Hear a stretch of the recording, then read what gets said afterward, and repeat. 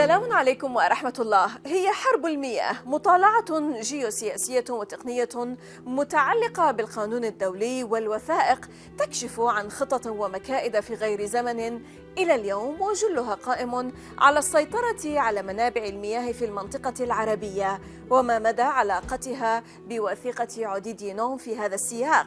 مع نيلوفر بهاجوات أستاذة القانون من الهند نسلط الضوء على ما تكشف عنه هذه الدراسة من الداخل. معكم زينب صفار، تابعونا.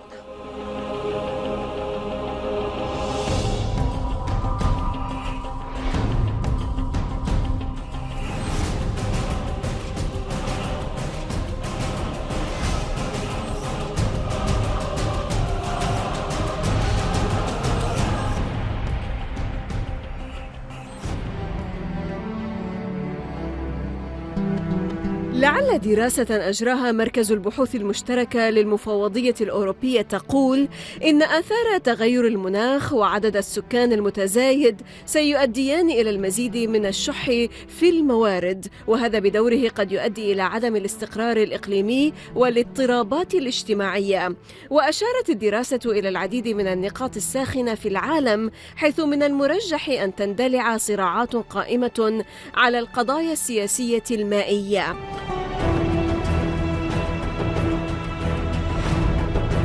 إذن الحرب وصراع السيطرة على المياه ومنابعها يحتدم في منطقتنا ويتفاعل اليوم أكثر. ولعل مؤتمر نهر الحصبان الوزاني الذي عقد مؤخرا في العاصمة اللبنانية بيروت يأتي في هذا السياق، حيث يطرح موضوع تقاسم الحصص المائية في النهرين مشاكل مختلفة الجوانب، فهما ينبعان في لبنان ويسير كل منهما مسافة معينة ثم يلتقيان ويدخلان إلى فلسطين المحتلة، ليلتقيا بعد ذلك مع روافد نهر الأردن الذي يشكل الحدود الدولية بين المملكة الأردنية الحالية وفلسطين المحتلة. وهكذا فإن مصالح لبنان وفلسطين والأردن تتشابك حول الحصبان والوزاني، ولكن مع وجود كيان إسرائيلي محتل الأمور تصبح أكثر تعقيدا وخبثا.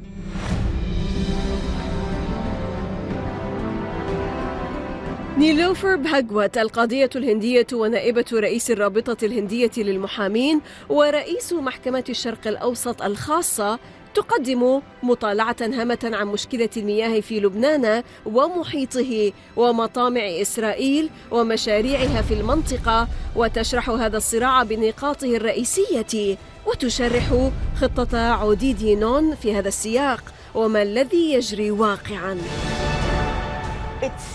Necessary and it's timely that this conference was convened in Lebanon. It's my viewpoint that it was an issue which was very serious because unknown to the world at large,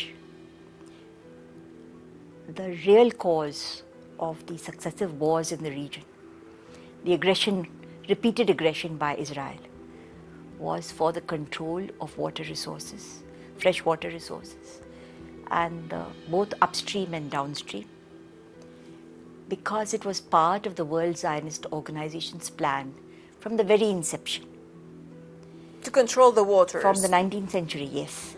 To control the waters. The water courses. The water courses, the rivers of Lebanon, Litani, as well as Wazani, Hasbani, the Golan Heights, West Bank, and the occupied Golan. And yes. Because they had got expert reports. The reason was that the World Zionist Organization had commissioned reports, hydraulic reports, and those reports had stated that the water resources of what the future Zionist entity or Jewish entity was to be created would not be adequate to sustain an population of 4 million whom they desired should migrate from Europe to this region in order for this Zionist or Jewish entity to subserve the purpose of the British Empire. 4 million extra people coming from Europe into Israel.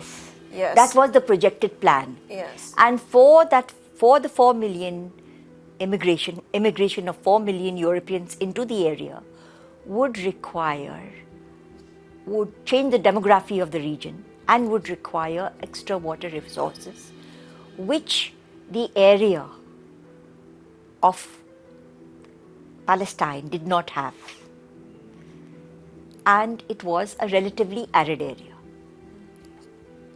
Because of this, a strategy was conceived that they would finally want to expand the boundaries and capture the entire watershed of the Jordan River basin, upstream, downstream, all the lakes of Upper Galilee, yes, and the entire water resources of the entire Jordan River basin and the Litani River. Now, the European colonial Zionist project, which you talked about for takeover of the water resources of Lebanon and the water courses of the region, commenced at the end of the 19th century. When we talk about the war for controlling the water, what is the real issue about here in this sense?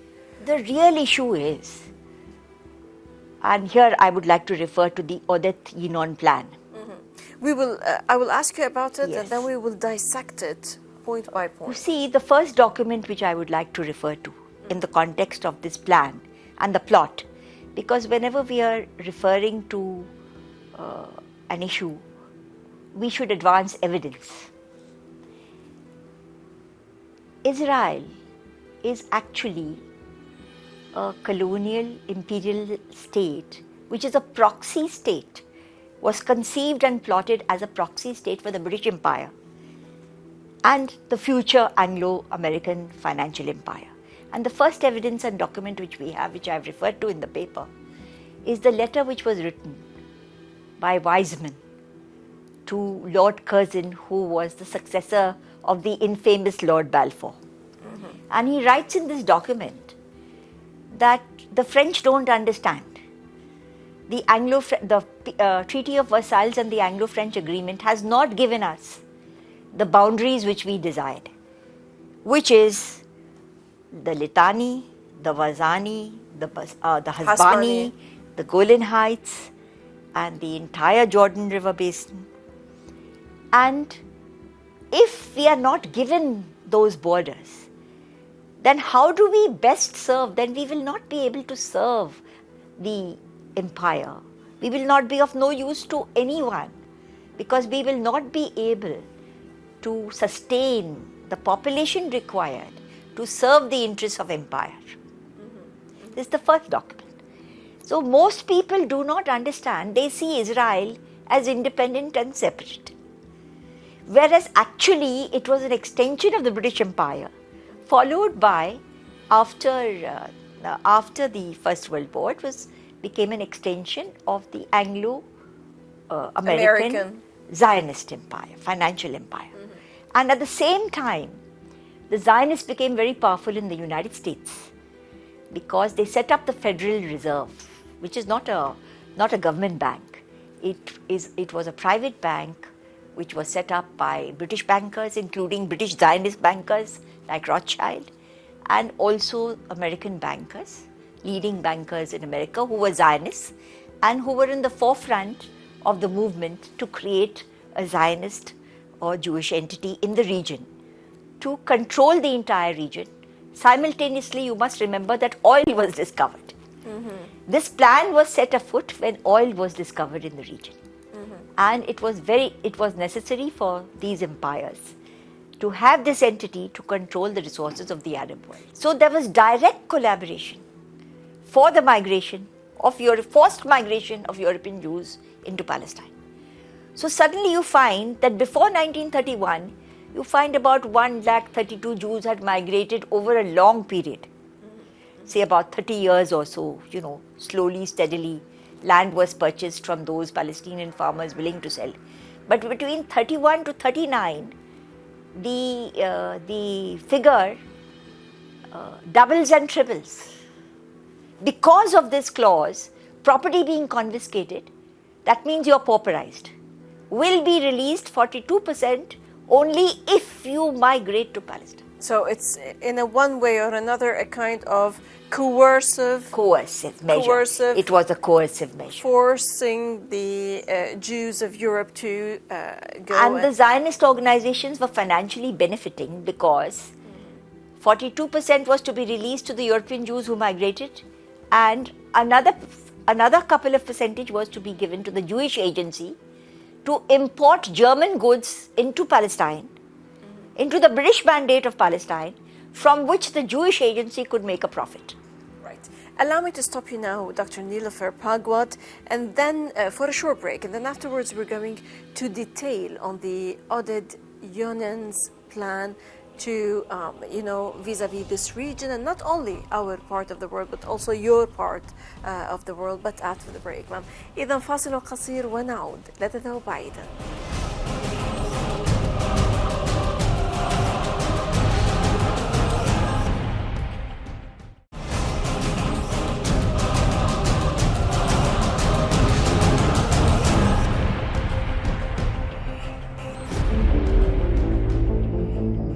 كيف تعد خطة عوديد ينون التي تتمحور حول تقسيم المنطقة إلى دويلات أو شظايا دول من العالم العربي إلى تركيا وإيران وباكستان حتى الهند مرتبطة بمشروع السيطرة على منابع المياه؟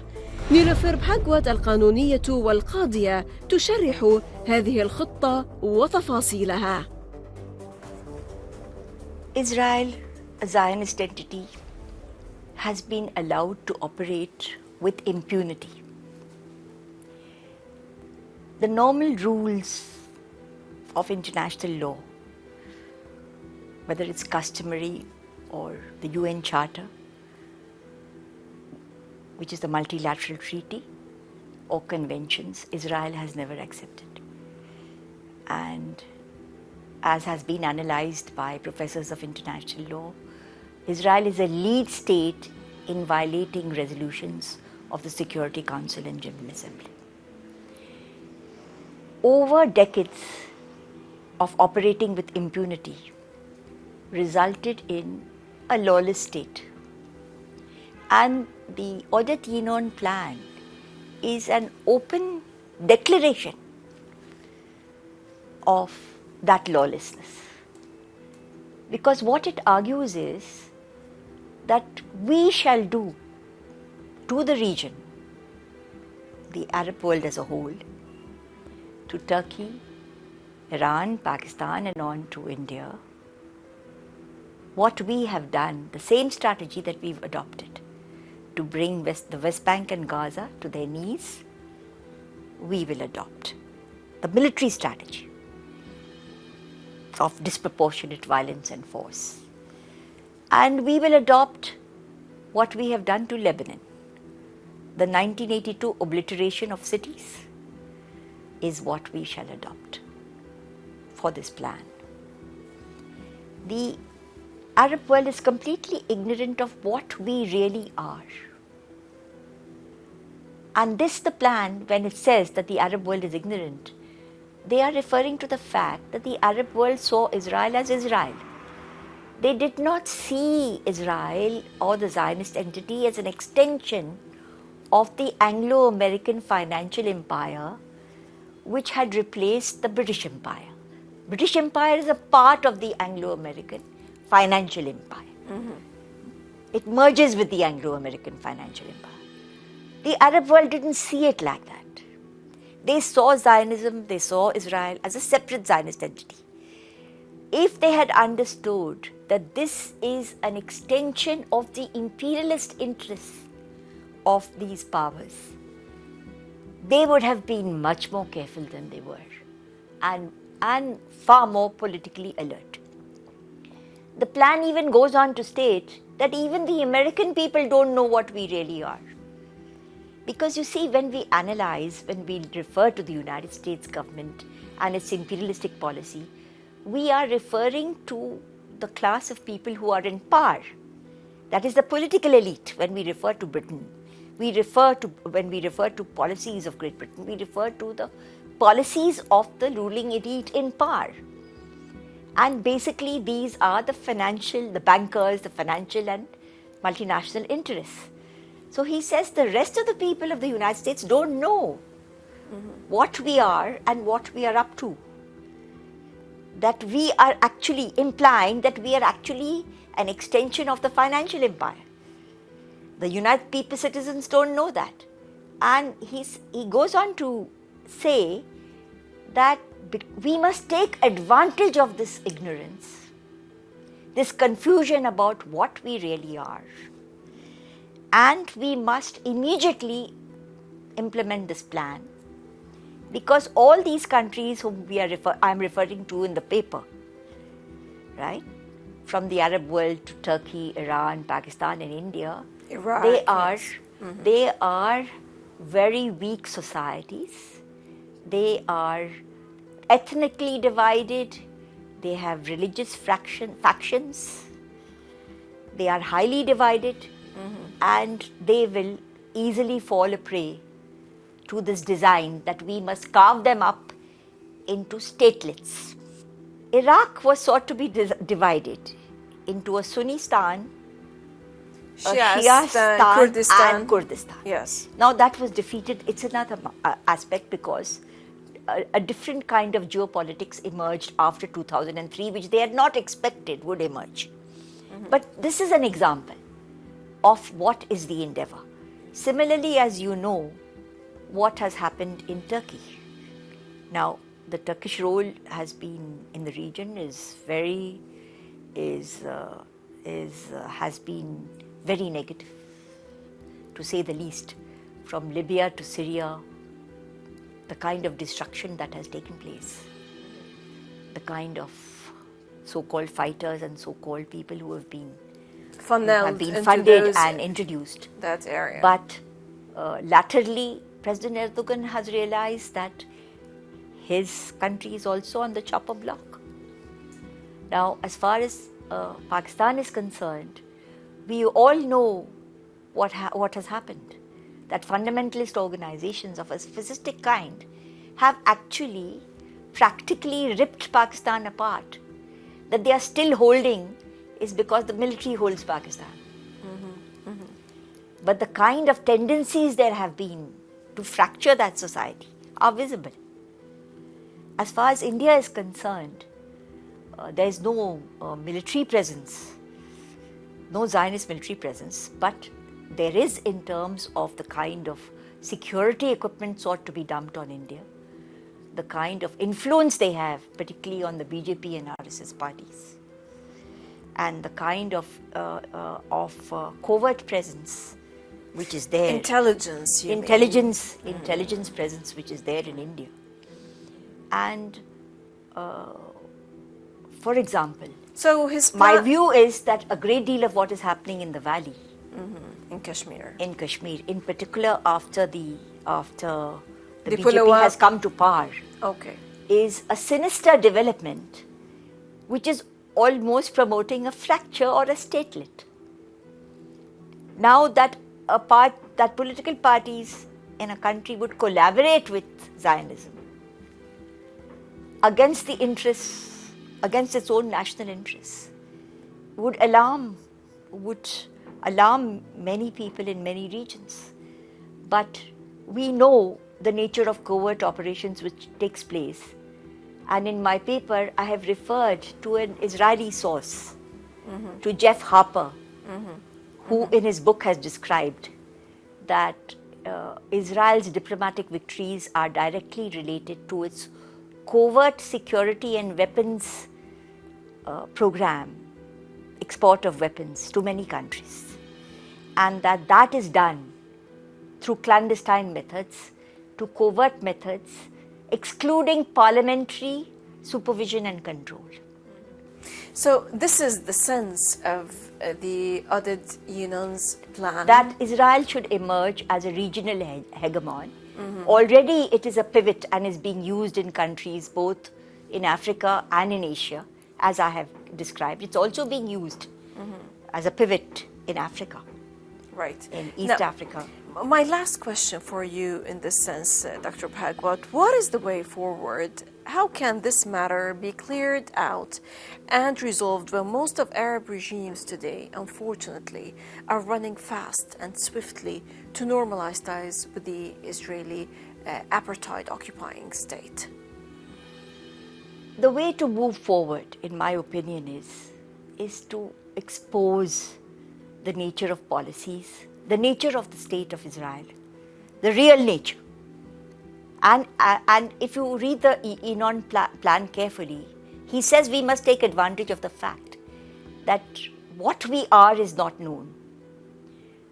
One has to counter that and to expose the nature of policies, what has happened in the region. And to give one example, now this issue of the Al-Hasbani and Wazani was not known, is not known. The issue of capture of water resources of the region and the reason why it was done to promote ongoing colonial settlements. As you know, those settlements are endless. They have never ended because the world is not aware of what is the real nature of the Zionist entity. The real task and the real ambitions. The real ambitions, the real task is to expose the real objective of this entire exercise. Thank you for doing this. Thank you for doing this. It was a very important paper that you actually delivered, ma'am, at this conference. The conference sense is very important to take place at this point in time to explain, particularly that Lebanon has discovered new oil resources in the sea, and we have all this kind of conflicting issues when it comes to the demarcation of the maritime borders and then linking them to the land borders and boundaries. What is the last thing you can say in 30 seconds? The immediate task is to, Lebanon has an excellent case both in terms of its maritime resources and in terms of its river water resources. But Lebanon has to put that into the forward so that the bar of international public opinion can react to these facts. And my personal belief is that an expert commission comprising of hydraulic experts, diplomats, international jurists should be constituted to immediately get across a report on the situation both in terms of the maritime zones as well as on its case, its excellent legal case which Lebanon has on the issue of exercising sovereignty over its water resources. Very good. Nilfer Bhagwat, Indian Professor of Law and Vice President of the Indian Association of Lawyers. Many thanks indeed for joining us again, ma'am. Thank you for having me. Always welcome, ma'am. Pure pleasure. إذا لقاء جديد في الأسبوع المقبل مع ضيف جديد وقضية جديدة ودائما من الداخل. للمزيد من التواصل تابعونا على صفحات السوشيال ميديا من كل فريق عمل البرنامج من كل الميادين. السلام عليكم ورحمة الله.